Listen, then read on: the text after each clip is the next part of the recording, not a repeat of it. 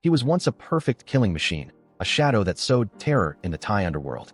But the rules of the criminal world are extremely cruel. Just one mistake in the final mission, and the most seasoned hunter turns into prime prey. When the cover is torn apart and the mind falls into chaos, a bloody vortex of slaughter begins. The film opens with images of Lorino stepping into a church to seek forgiveness. Inside the confessional, the priest asks about the mistakes he has committed. Lorino begins to recount that he has taken other people's lives since he was just a 14-year-old teenager. Unlike using a gun to kill, using a knife makes him clearly feel the victim's agony. Every labored breath, every extreme terror. As soon as Lorino finishes his story, the priest immediately shows signs of unease and horror.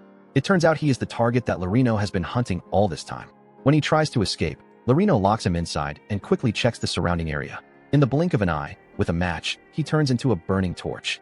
The one who acts so savagely is none other than Lorino. He is famous as a cold-blooded assassin with cruelty spreading throughout the criminal world. As long as the payment is made, anyone targeted is unlikely to escape the scythe of death from him.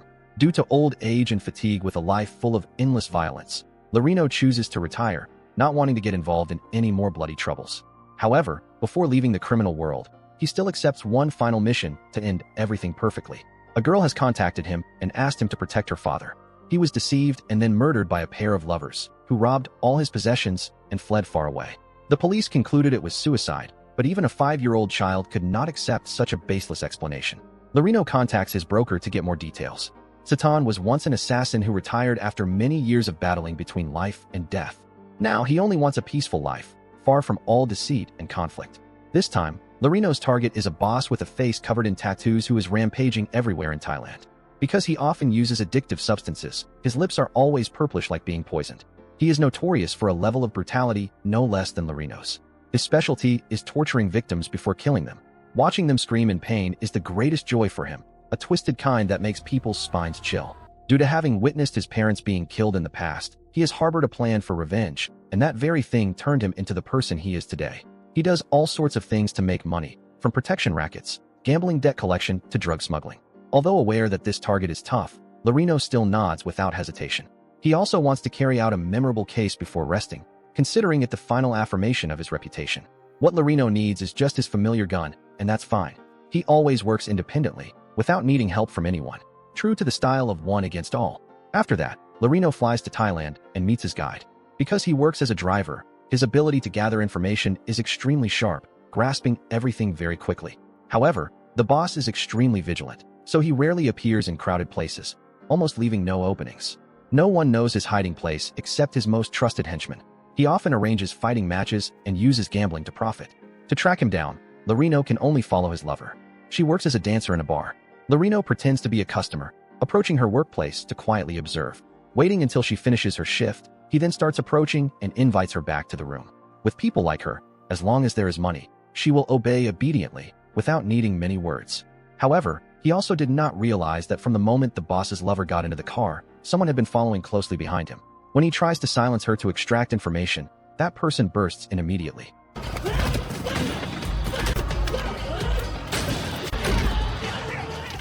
In the end, that giant also lies defeated under his hand after an intense confrontation. However, this action of Lorino's has inadvertently alerted the boss. He certainly will not forgive the one who dares to kill his henchman and then intends to approach his lover. It's like poking a hornet's nest. The boss's underlings begin hunting Lorino everywhere. Since this is their territory, no one dares to oppose or shelter him. During that time, the identity of Lorino's guide is also discovered unexpectedly. After the fight with the giant, Lorino is seriously injured, forcing him to go to the driver's house to treat the wounds. However, that is only a temporary measure because sooner or later they will track him down. Instead of sitting still waiting to be hunted, Lorino chooses to attack first, not falling into a defensive position. He goes to an underground fighting ring to seek support. Not because he needs the fighters, but the real purpose is the owner of this ring. Tao is an old acquaintance who owes Lorino a favor. He has been rolling around here for a long time, so he has countless underground connections. As soon as Lorino describes briefly, he already recognizes who the one he is hunting is. The information is quite accurate. However, Tao's reaction upon hearing that name makes Lorino realize he is hiding something not ordinary at all. Although Tao agrees to help Lorino investigate the boss, he knows that things cannot go smoothly like that. There are signs of trouble. The assassin's experience has taught him a harsh lesson, which is not to place trust in anyone in this world. The ones you trust the most sometimes are ready to betray from behind at any time. changing unexpectedly. The trouble escalates when Lorino's guide returns home and sees intruders. His family has been brutally killed, and the perpetrator is still inside, in a state of loss of control. Without time to think, he immediately rushes in.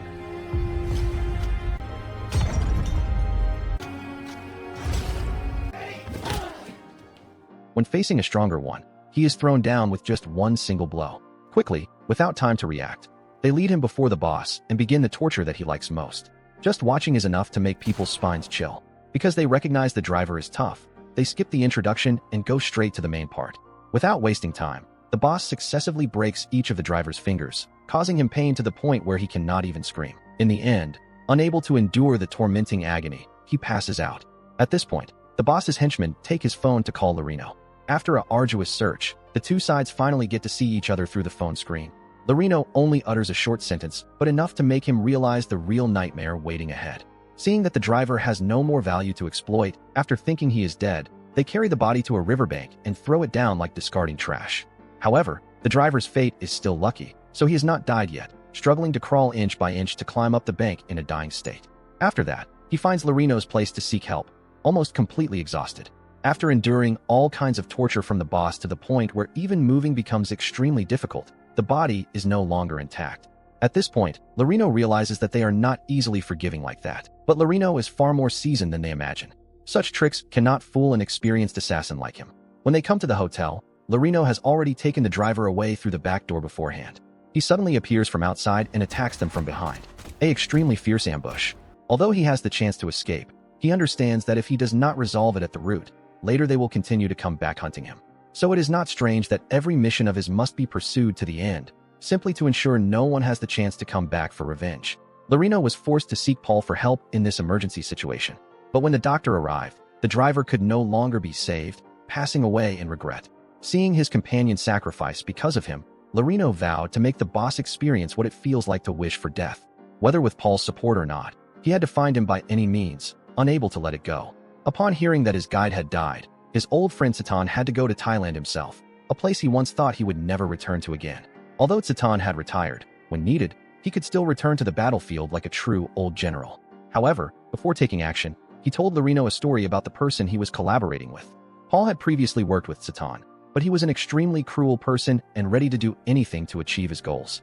Even betraying his teammates, he did not hesitate at all. The type with no boundaries. That was also the last time Satan worked with Paul and the final mission before he decided to retire. Regardless of whatever conflicts there were between the two, Lorino still had to ally with Paul because he was the only one who could provide support in this case. Lorino arranged a meeting so the two old friends could sit down and talk with each other.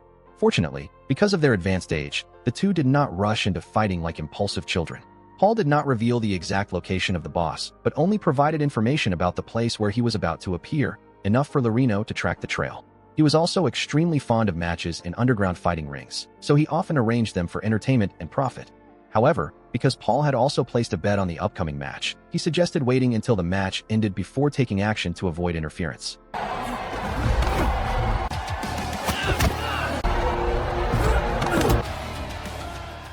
As per the initial agreement, Paul deliberately withdrew from the confrontation right after the match just ended.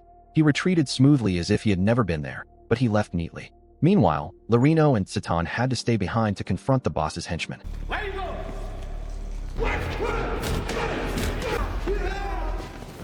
Suddenly, a guy from somewhere drove a car straight at him at high speed, but before he could approach, he took a bullet from Satan and ended right there. Satan had been injured earlier by those reckless ones, but he still tried to hold on. Even so, they could not stop until they caught the boss. When the two old men slowly made their way up to the rooftop, the scene before them was only ruins, with no clues left. The cleaner on site informed that the competition had ended 2 hours ago. Everything had vanished long before. At that moment, they realized that Paul had played a heavy trick on them. Before they could leave the area, the boss's henchmen were carrying weapons and roaming everywhere hunting them. Suddenly, they heard the sound of brakes screeching abruptly, then revving and circling around, but still could not pinpoint exactly. The engine sound got closer and closer, making them start to panic. After that, a car sped in with the intention of crashing straight into the criminals as if to sweep the path clean. However, in their hands were machine guns fully loaded with magazines, so each one showed an extremely arrogant look.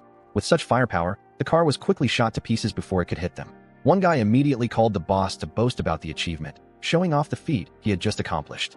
But they were completely unaware that the person in the car was Satan, not Lorino. Earlier, realizing he could hardly escape, Satan had voluntarily stayed behind to block their path. The boss, after hearing the good news, relaxed his guard and was relaxing in a high-end bar. Before hunting the boss, Lorino chose to deal with the traitor first. Paul knew his fate as soon as he saw Lorino still intact, knowing he was truly doomed. From past to present, Lorino hated most those who betrayed friends for profit, with no sense of loyalty. However, he did not rush to kill Paul, but wanted him to personally witness how he dealt with the boss.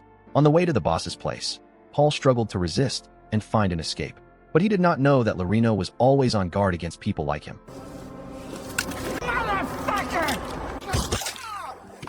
He boldly entered inside and immediately faced the boss's trusted bodyguard. Lorino did not know who he was, but he had been familiar with his face for a long time.